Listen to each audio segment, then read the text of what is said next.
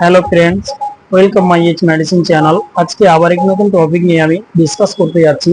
সেই টপিকটি আপনারা থাম্বনেল দেখে বুঝে গেছেন আমি কি নিয়ে ডিসকাস করতে যাচ্ছি। সেটি হচ্ছে এই সিফ্লোক্সিন, এই অ্যান্টিবায়োটিক। এবার আমরা জানবো যে এই অ্যান্টিবায়োটিক এর ইউজ, তার ডোজ এবং তার সাইড ইফেক্ট কি রয়েছে। তাই আসুন ভিডিওকে স্কিপ না করে সম্পূর্ণভাবে দেখুন। আমরা সর্বপ্রথমে জানবো যে এই মেডিসিন এই সেপ্টাস 200 হাই কোয়ালিটি অ্যান্টিবায়োটিক।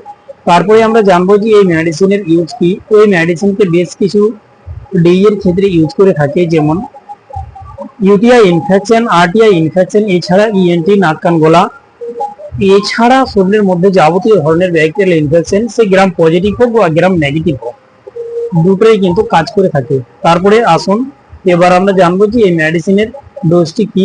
এই মেডিসিনের ডোজ পেশেন্টের উপর ডিপেন্ড করে তার ডোজ ফিক্স করে থাকে।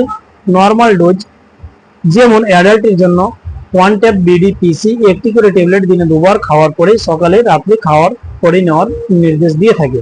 তারপরে আসুন এর সাইড ইফেক্ট কি। এই মেডিসিন খাওয়ার পরে বেশ কিছু সাইড ইফেক্ট লক্ষ্য করা যায়, যেমন নজিয়া, ভমিটিং, এছাড়া রয়েছে স্টোমাক পেন বা গ্যাস অ্যাসিডিটি। তাই আপনাদের কাছে রিকোয়েস্ট, এর যদি আমার ভিডিওটা সামান্য আপনাদের কাজে এসে থাকে, ভিডিওকে লাইক, শেয়ার, কমেন্ট করুন এবং চ্যানেলে যদি নতুন হয়ে থাকেন চ্যানেলকে অবশ্যই সাবস্ক্রাইব করে রাখবেন।